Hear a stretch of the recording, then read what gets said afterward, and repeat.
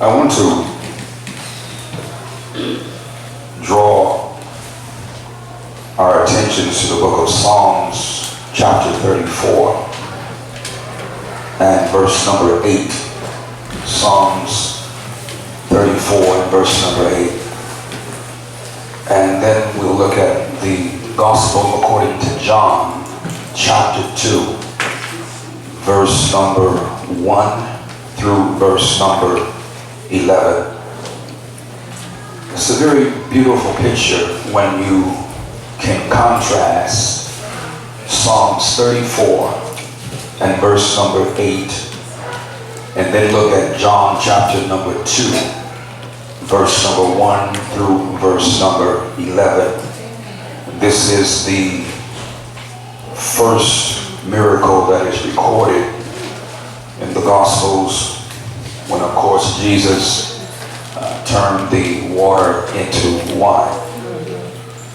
It's difficult at times to stand before people who have heard a familiar story so many times. I mean, how many times can you go back and look at David and Goliath? Right. And how many times do we have to keep talking about the woman, you had an issue of blood, and how many more stories can you pull from the prodigal son? And so when you look at a passage that is familiar, it can challenge your intellect, because you will tell yourself, I've heard this before.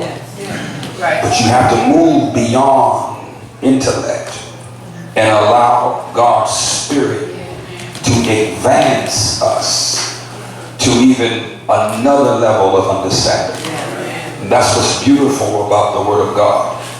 None of us have mastered anything, but we are continuing to walk with Him daily through His Word. And He can take you back to a familiar text and show you something that you did not see before. And if you keep living, He'll do it over and over and over again. Because His Word is not exhausted. You cannot sit and close the Bible because I've heard this story many, many times. That's a closed mind and a heart that needs to be touched again by the Master's presence. And so I want you to look at Psalms 34 and verse number 8, and then we'll look at John chapter 2, verse number 1 through verse number 11. Before we read this, I want to just drop this on someone who perhaps is watching on the social media, and those of you who are here at this present moment. I was reading, and this is not a part of my lesson, but it is in my spirit. I just want to just drop this by some of you. I was reading about this word that is so abused, this word called love. And as I was studying the word and looking at different commentaries, listening to the Spirit of God as I was continuing to indulge myself with more of His Word. Love is a strange thing if it stays in the natural. If you only can love because of the natural state, then you will fall in love, and you can fall out of love. That's right. That's right.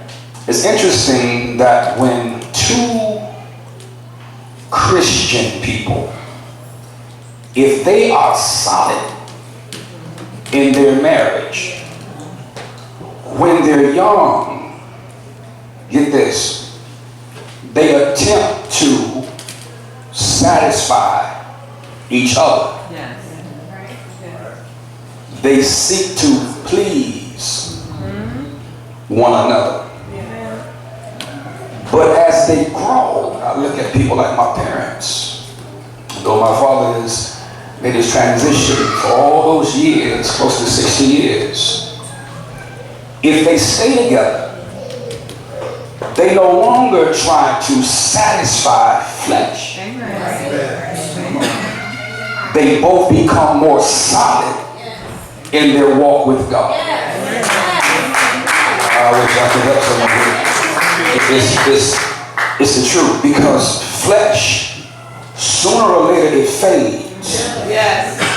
So when the honeymoon is over and all of the wild, crazy gymnastics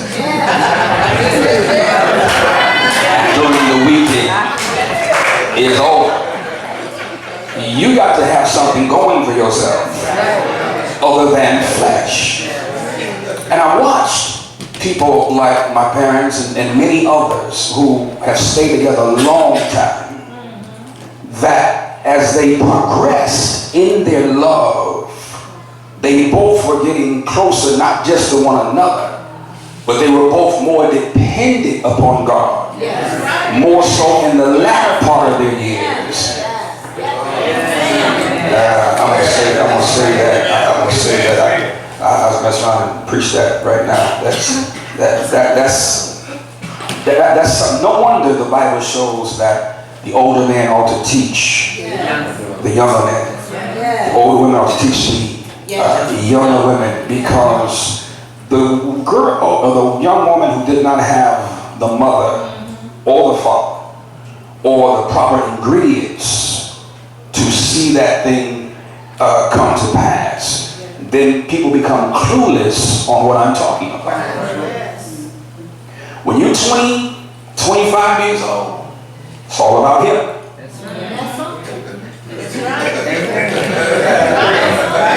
It's all about her. Amen. Take me shopping.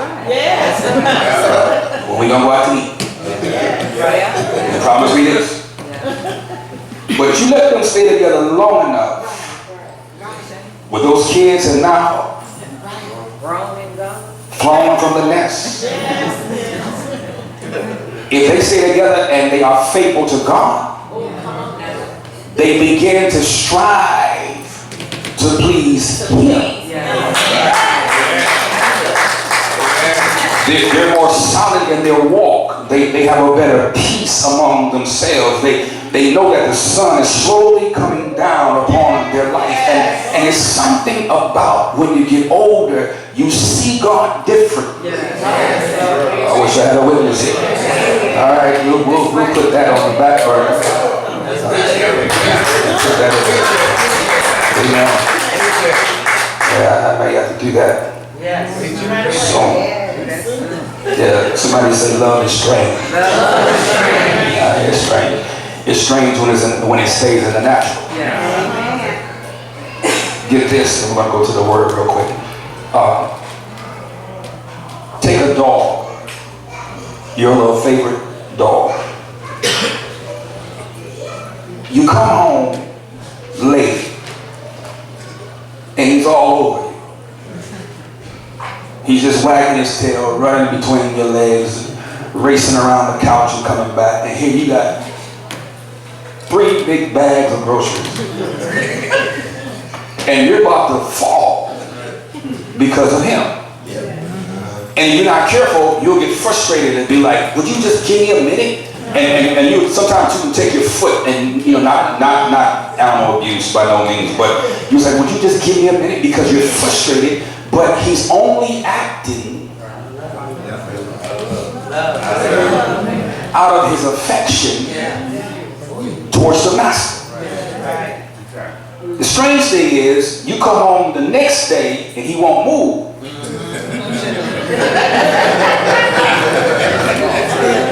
And it's like, what's your problem? And it's funny that life is like that. Love is strange because sometimes we say, back up off me, give me some space. Then when you get the space, you say, what's wrong with you?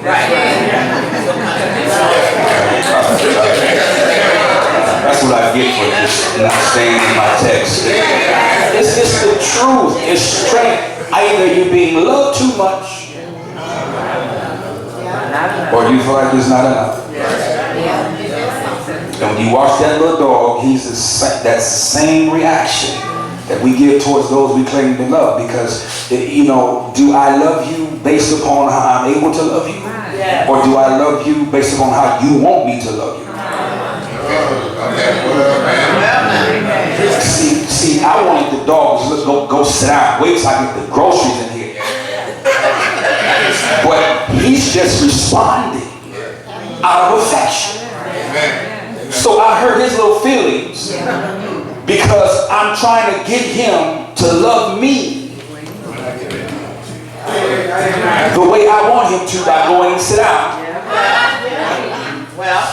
And then when he sits down, how come you won't come to me?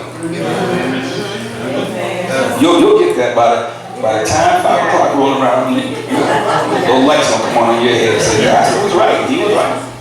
Psalms chapter 34. Say amen if you can. Amen. Verse number 8. Listen to this. The Bible says, "Oh, taste and see." Look at somebody and say, "You don't know what you're missing."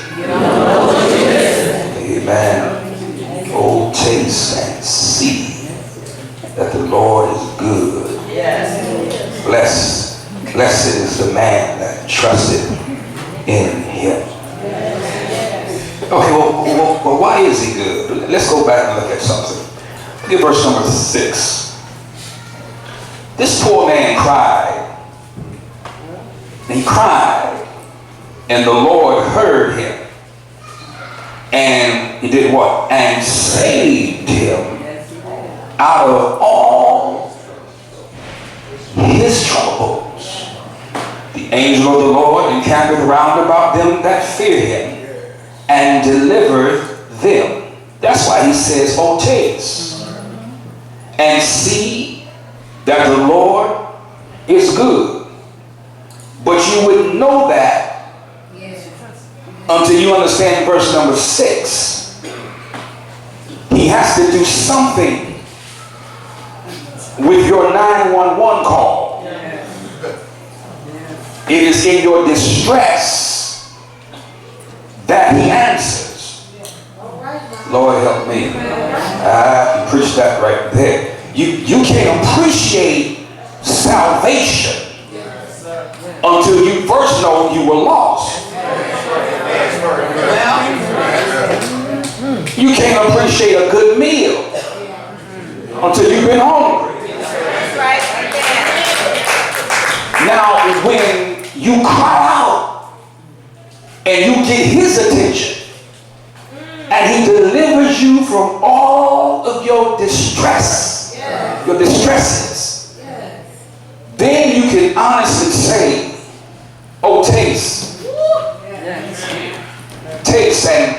and see."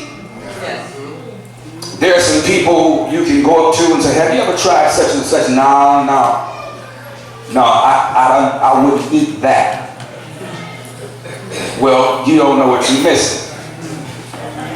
You've been so stuck into eating hot dogs every week that by the time the menu changes, you don't want it. But the reason you need to taste it is because of my experience with what I just brought up. Talk to me, please. Talk to me, please. Experience gives you power to be able to say and to know things that other folk don't know. And you can honestly say you don't know what you're missing based upon your drawing a conclusion that you're trying to compare something with something that you've never experienced before. But I can tell you this, when it comes to the Lord, you don't know what you're missing. When you live a life for the flesh, every day you wake up, it's about satisfying the flesh. You haven't tasted what the Lord can offer. And I'm going to prove that. Let you go in John chapter 2 and verse number 1.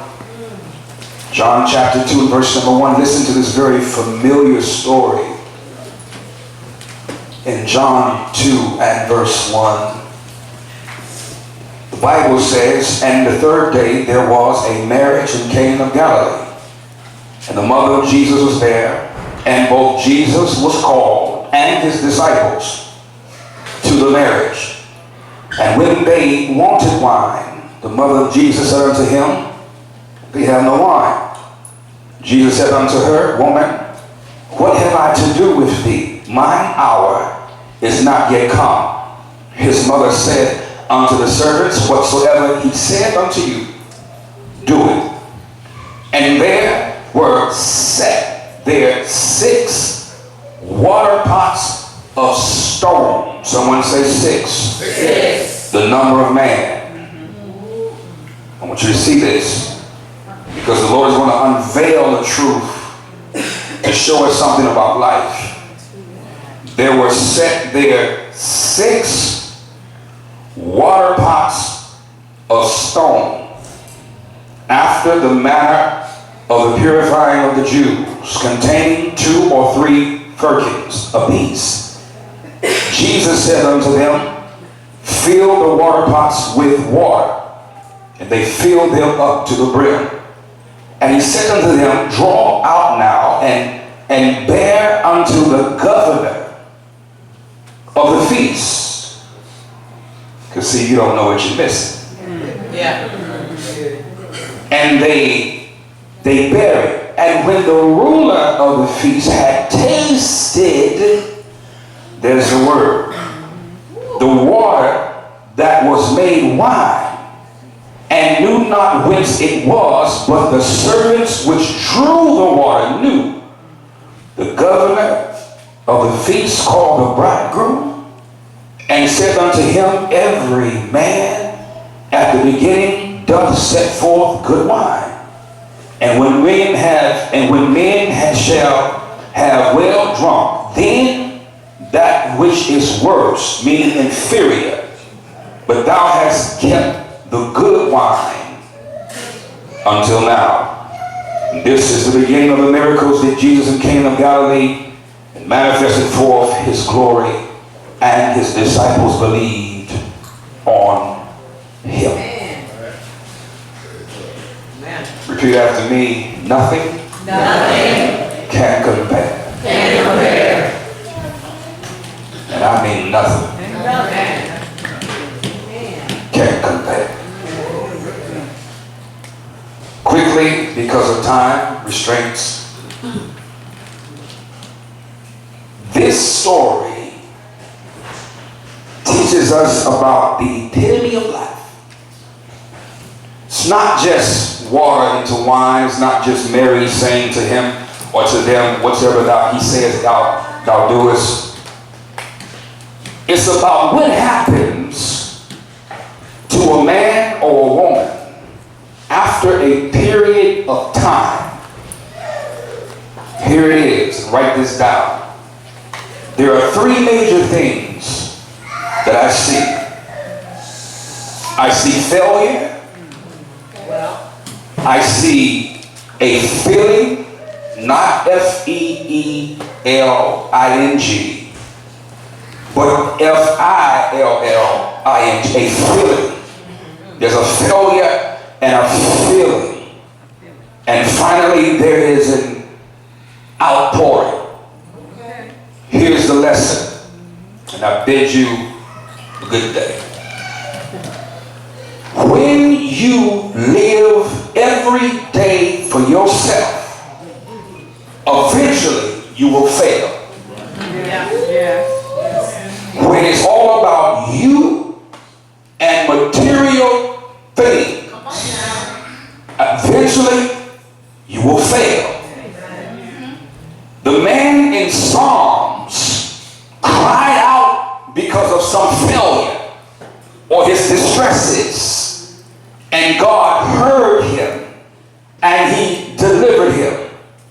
Some of us have a crazy praise because we knew where God brought us from, or we know where God has brought us from. And because of that, people don't understand your worship. They're not supposed to understand your worship. Because if you had been through some of the things I've been through, you wouldn't look at me strange if I clap my hands, if I cry, if I stomp my feet, if I stand up and just walk around in a circle, when you know he has been good to you. And that out of all the tears that you have cried, it was him who heard your cry. Why not 8 pots? Why not 12 pots? Why not 3? 6 is the number of man. God created man on the 6th day, brought him into the 7th day. 6 stands for man, and stone, it represents a type of flesh or a structure. When they were married, of course, and I don't have to go into the history, you already know, it was an embarrassing thing for the bridegroom and that whole family to run out of wine. It was insulting to the father. It was an insult to the family. The bridegroom was made to look bad. The family was made to look bad. It's like trying to build a house that you can't finish. And folks drive by and say they didn't build that building for the past 10 years. When will they finish it? So people begin to mock. So when you ran out of wine physically back in these, and even today in certain cultures, wine and those drinks and beverages, that's a part of the feast. And you cannot afford to run out. But get this, when you live your life as an old empty water pot, I won't say empty because they once were full. Just keep living. I have discovered that life has a way of taking so much out of you that it leaves you half empty. You have been dogged, you've been ridiculed, people have borrowed money from you, you still wait to get that money back. And you're empty, but you're more empty when God is not there. That's right. So a whole lot of wealthy people are not happy. So a lot of people with money and cars and jewelry, they're not happy because they don't understand the premise of this lesson is that sooner or later you and I run out. There's only one who can do something about it. When they ran out, they made a cry to him, which tells me that when I fail or I find myself empty, I must cry out to him. Not the board, not the trustees, to him. The one who is able to conquer the winds and the sea. Him. When there is a failure, usually there's a cry. It is in that cry the master is present. And he says, now, the one who's empty, I want you to fill them to the brim. So then what Christ is showing us is that everyone who lives a life without him eventually becomes empty. And it takes him to give the command for you to be filled to the rim with a new wine called the Holy Spirit. I wish I had somebody I can talk to here. Let me tell you something. I don't know how anyone can get through this life without the power of God's word and the power of the Holy Spirit that's indwelling in your life. Now you've been full of drugs, you've been full of alcohol, you've been full of a whole lot of debauchery, but it's nothing like having your spirit full of him. He's the only one that can do it. Let me tell you something. There was a failure, there was a filling, and then last there was an outpouring. When the governor, I close, tasted, when he tasted,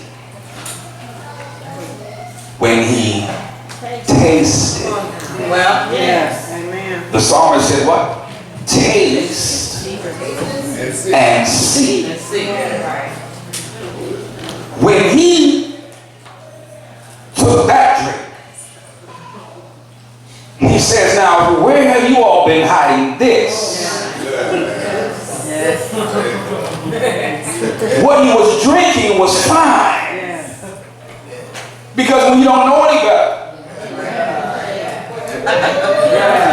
I'm trying to go ghetto with y'all. I'm really.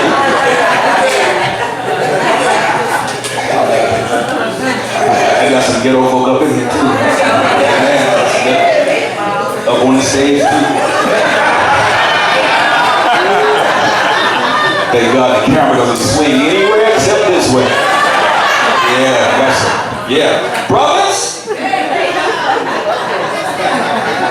Come on with it. When you've been sipping on, oh Lord. You actually, I know, that's, let me say this right. Okay. Let's pretend this is a man's conference for me. Did you not know that our men have suffered many years of abuse of alcohol? Now, I know it may not be the time and place right now, but I'm going to share something with you. Malt liquor.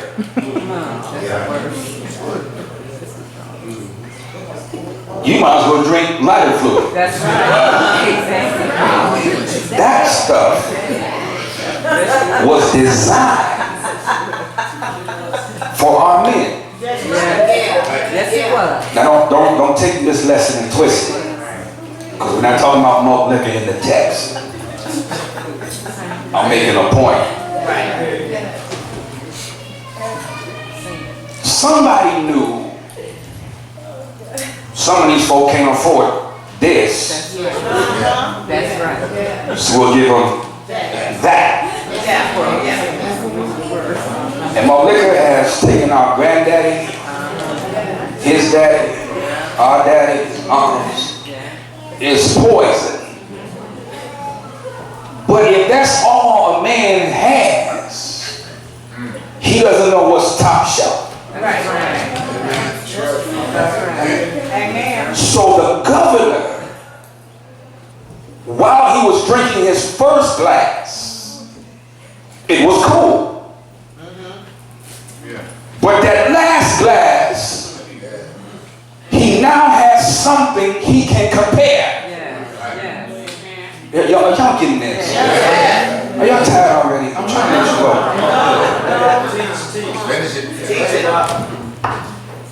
If your life is low,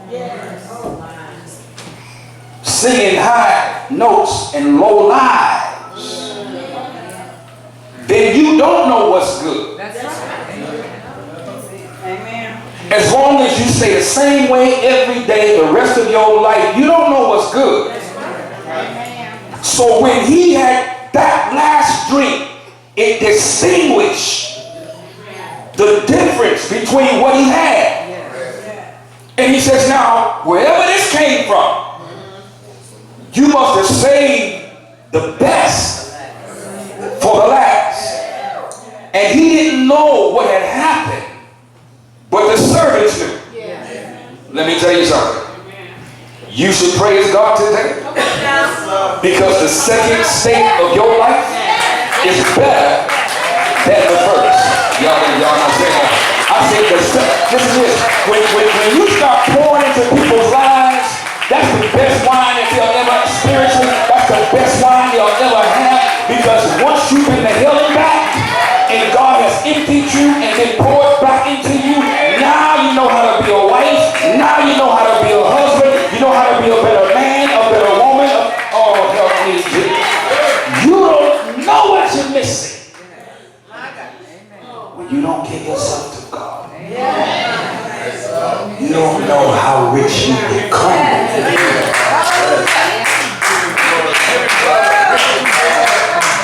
That spiritual malt liquor you've been drinking is foolishness in comparison to heaven's top shelf. This is no, I'm only teaching like this so you can grasp the illustration. This is not a ploy for you to run to the liquor store and get crazy when churches are.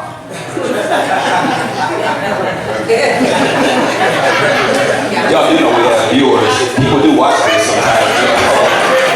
Yeah, you know, you gotta explain this stuff. Because see, somebody be like, well, Thompson said, you know, it wasn't lying about it, it was more liquor. I did not say that.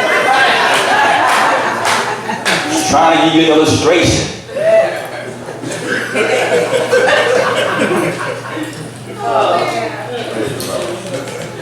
All right, get off that. If the only place that you had a steak from is out back, I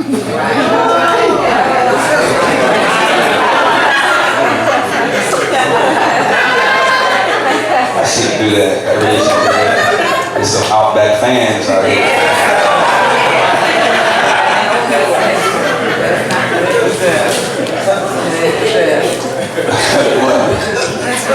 If that's all you know,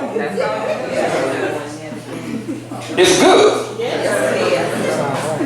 Until they take you to a spot where the least on the menu is $60. You have not had a steak that has melted in your mouth. But now you haven't had that experience. Then Outback, and I'm not knocking Outback. Go. There's nothing wrong with that. But I'm saying if you haven't stepped your game up.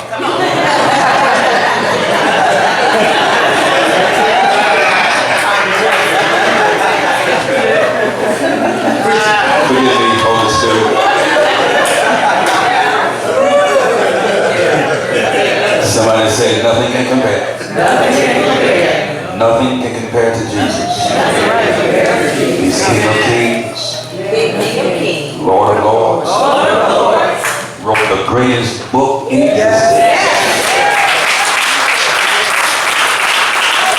He's the King of the heavens. He's the bright and the morning star. Nothing can compare with him. And I'm thankful to God that somewhere when I failed, he heard my cry. And I discovered how empty I was. But he loved me enough to take my emptiness and says something like this, now is room for me. And he poured himself into my spirit. And now I'm at a level of content. I'm at a level of peace. Because I know where I was. But I also know where I am. Now, when I take the top off of my life and begin to pour into other people's lives, they get the best line. Because I have been changed. Let's give God some praise now. Bless the name of the Lord.